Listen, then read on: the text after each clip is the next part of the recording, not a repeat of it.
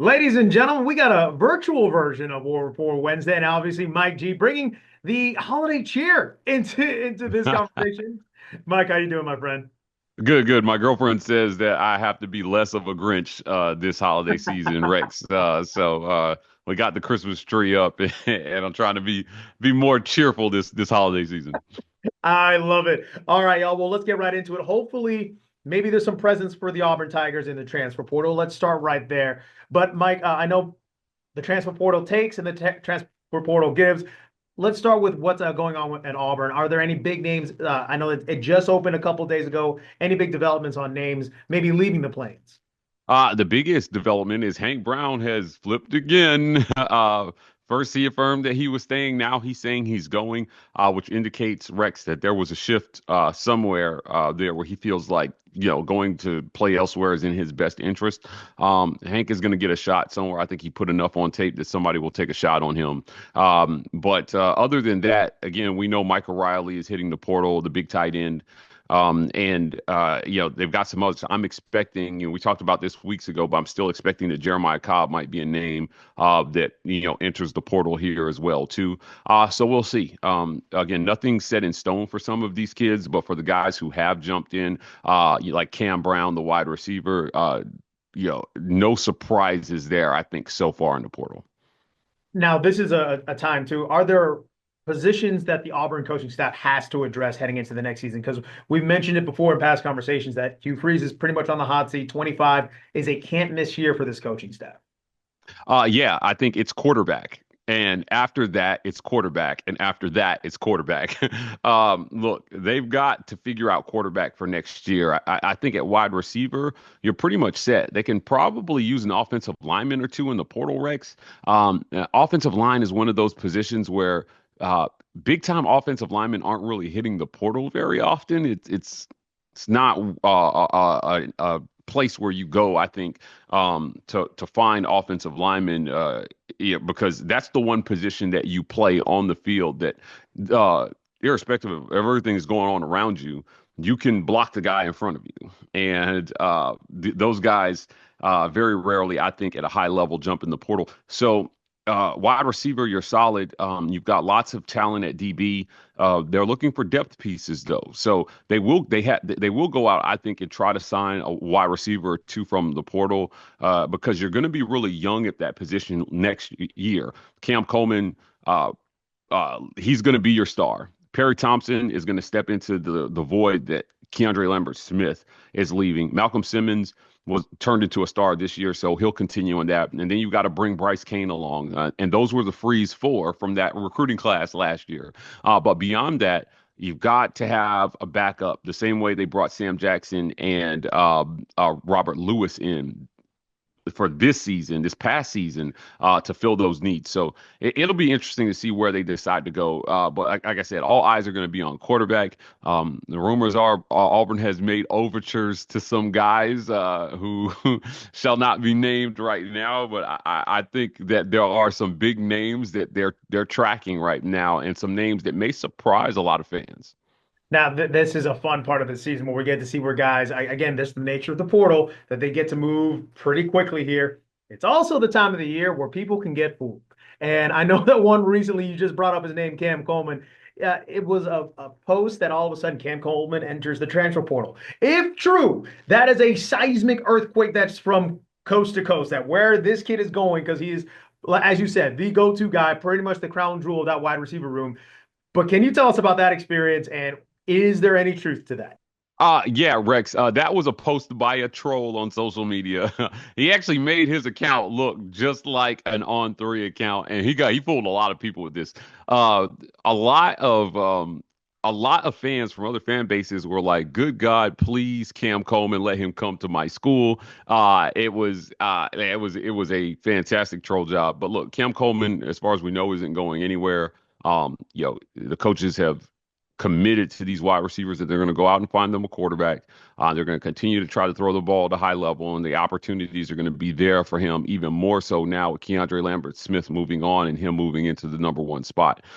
So yeah, it's that time of year where people. I mean, April Fools is in obviously in April, but it won't stop some of these guys from putting out fake news for attention on social media. But yeah, like, Cam isn't going anywhere. Lesson learned, everybody. Please pay attention to who's tweeting what. Be careful. The devil's in the details. Check the at, Rex. Check the at. There, and there's your lesson for the week, for life, for this month, whatever. The ad, it can look very convincing. Photoshop is more accessible these days, so please be careful out there, y'all. I know that we've spoken about just kind of the doom and gloom of what happened this season, obviously falling short of expectations, and you've touched on it here. But this transfer portal season is especially a priority for this coaching staff. Are you expecting them to really put all their chips in and go all in? Because again, 25 expectations are still high on the Plains.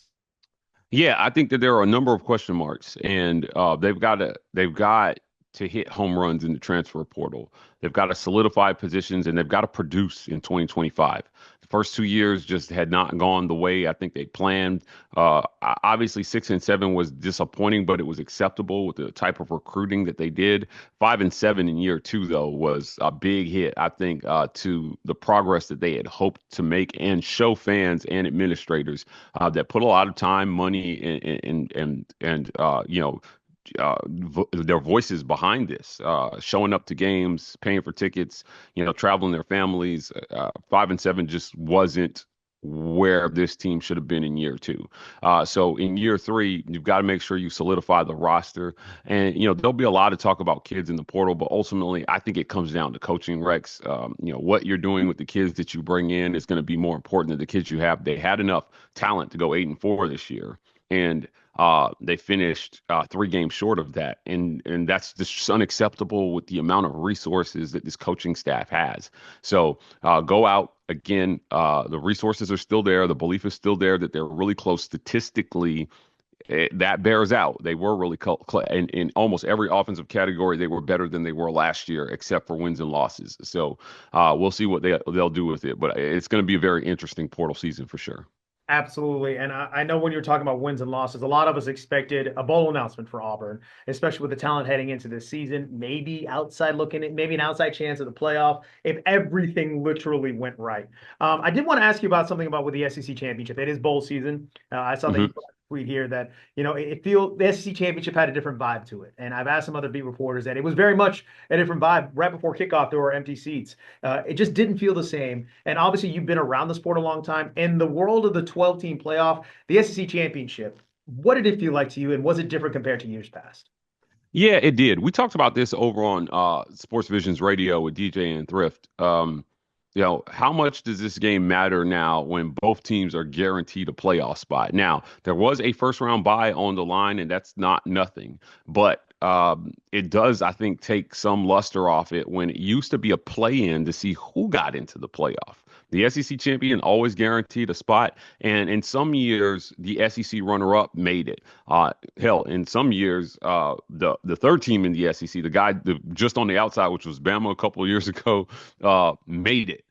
So last year, the best team in the SEC was indeed Georgia, and they did not make the playoff. I think they would have run roughshod through that playoff, and Michigan would not be sitting here as last year's national champion. But look, at the end of the day, they've got to find a way to bring some relevancy back to these conference championship games outside of that first round bye. You know, is Texas going to care that they didn't win the SEC championship if they win a national title? I think not. I think Bama fans didn't care in 2017 when they didn't even win the West, but they brought home a national title. And you got to try to avoid that most years. I think they got it right. I think the committee got it right with the teams that made it. Both Georgia and Texas are deserving, but certainly I argue this point with DJ. I thought it took some luster off that SEC championship, and from what you were saying, reports were the empty seats right before kickoff. I think that bear it out. It's a long trip for Texas fans. And the other point I made was if you're a fan, you already know they're in a playoff. You're saving your money for that playoff game. Like you're saving your money for that potential national title game. Like fans do not have endless funds to travel all over the country to all these games. And again, particularly for them, that's a 13-hour trip in the car, Rex. From Austin all the way to Atlanta, or plane flight, or in a bunch of hotel rooms. And I don't know. I think we got to make it easier on fans to support their teams if we're going to expand like this.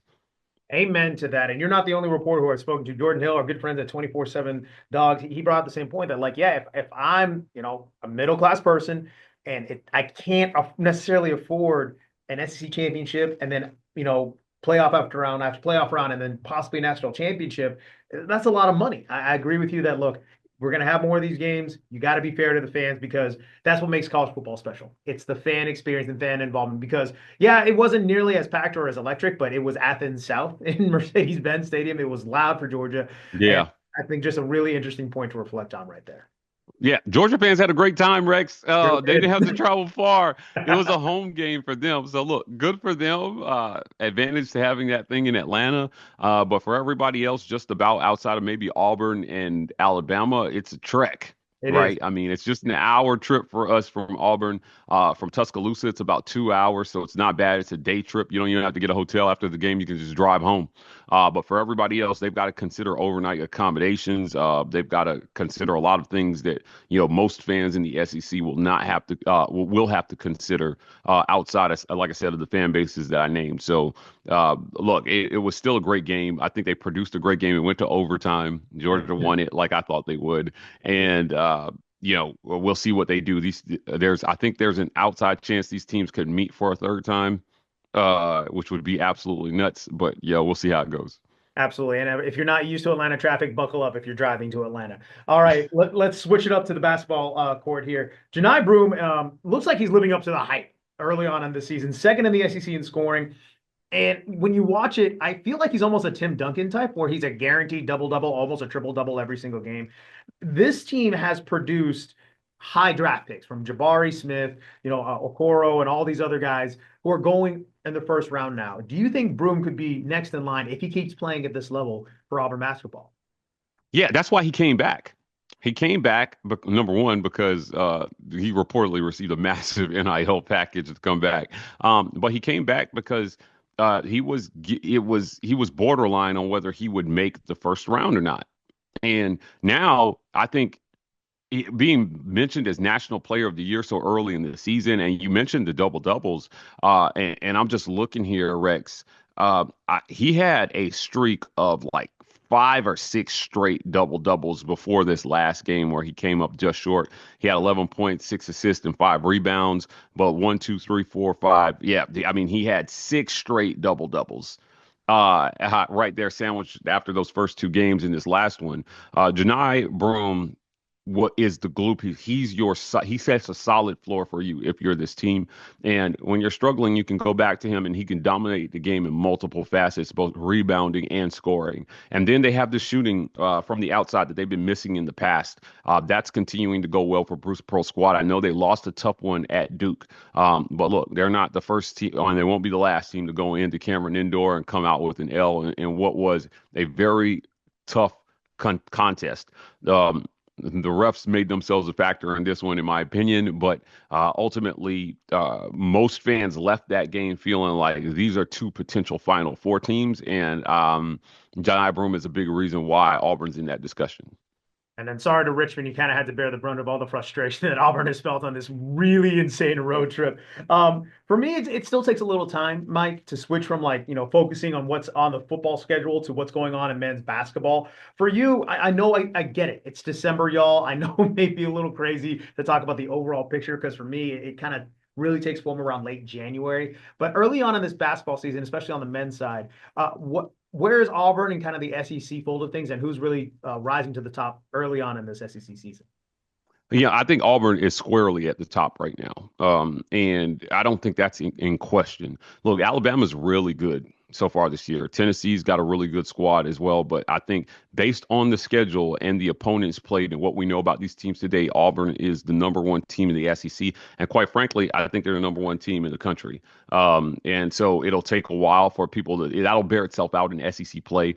So people will see, and the SEC has become the best conference in college basketball.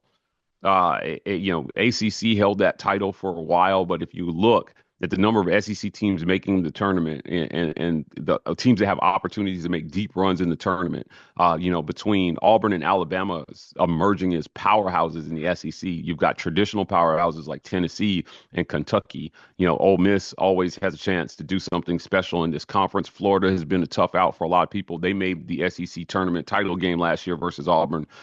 Mississippi State has been good. Arkansas, right? Like, come on, man. This is a deep conference full of a lot of talent, and Auburn sits at the top of that mountain for right now. Now, when SEC play gets here, we'll see who's the true king of the mountain. But right now, the Tigers, I think, have planted their stake at the top of the mountain. And you mentioned it. This is clearly Bruce Pearl's best team, from the shooting to Janai Broome to everything they do on defense as well. It should be a really exciting season heading into the SEC. So we'll see where the Auburn Tigers fall. And I think you're right that for the second, as recording this, the another week for Auburn at number 2. So I think this glass ceiling will be broken sometime soon. Just the way Auburn is playing at this point, it's absolutely crazy. Let's go to the women's side of the court now. Lady Tigers survived pretty much what was for me a heavyweight fight against UAB. They gave Auburn a ridiculous fight on the plains. Soraya Daniels' name kept coming up again and again and again. What makes her stand out so much on this roster? Again, that is pretty deep as well. Well, her and Jordan Hunter were you know uh, player of the year and runner up in the state of Alabama in high school. Those girls are really talented. Johnny Harris knew she was going to have to bring her freshman along at some point this season, and injuries have fast tracked to that process. So not only did they win a tough game against UAB, they did it without Talia Scott, and they did it without Deanna Gaston, and they did it without Caitlin Duhan, and those are their three best players. So everybody had to step up. We saw Celia Sumbande have a great game. She poured in 14, and then Taylon Collins, who in her last season of college basketball, this is her prove it year, and she stepped up with a big 15. You're seeing role players emerge like Audia Young, who can hit shots at times. She leaves a little bit to be desired on defense, but she plays hard and she plays with a lot of heart, and she adds something to the squad. And right now, they're building depth for SEC play. So when those girls return, and they put it all together, I think you're going to find they're going to be a formidable force. And now, I hadn't even mentioned Ukiah Milton, who plays the five and is out right now with a foot injury. I saw her walking without a boot, so she's making progress as well towards getting back. But like I said, it was a tough win without your best scorers in Deanna and Talia, and you've got to find a way to win games. You've got to survive injuries. Now, we're still awaiting news on Yu Ting, the transfer that will come in from the Chinese national team. They announced her commitment. She's got some things she's got to get past to get back here, but she can shoot, and it's potentially another facet that Johnny Harris can use to continue to improve this team. There's tape on her internationally, but I think that she's going to surprise a lot of people if she can hit the court this year. Now, with a game like that, I would assume that Coach Johnny would love a more stress-free game where they're up by 40 the entire time. But when you spoke to Coach Harrison and even that coaching staff, when you win a game like that, and literally you have your starting stars are all out, and you mentioned it builds a depth. It also has got to build a lot of confidence amongst the team. Like, look, I get that our headliners are out of here, but we still can do this, right? Yeah, it does. I think it does. And that trial by fire. So, like, Soraya Daniels, who is the daughter of former Auburn star Marquise Daniels, he's on Bruce Pearl's staff. It was fun watching him in the stands. He comes to all her games. He sits in the same corner, and he watches his daughter quietly but intently. And watching her grow up and watching her maturation process. In the post game, she said, uh, I love making my dad smile, and when he smiles, it makes me happy. And she's out there playing for family. This young girl lost her mother a few years ago, and at the end of the day, Auburn is about family, and that family is taking these kids in right now, and they've got growing up to do. And they've got to do it quickly because the expectation. This is a contract year for Johnny Harris.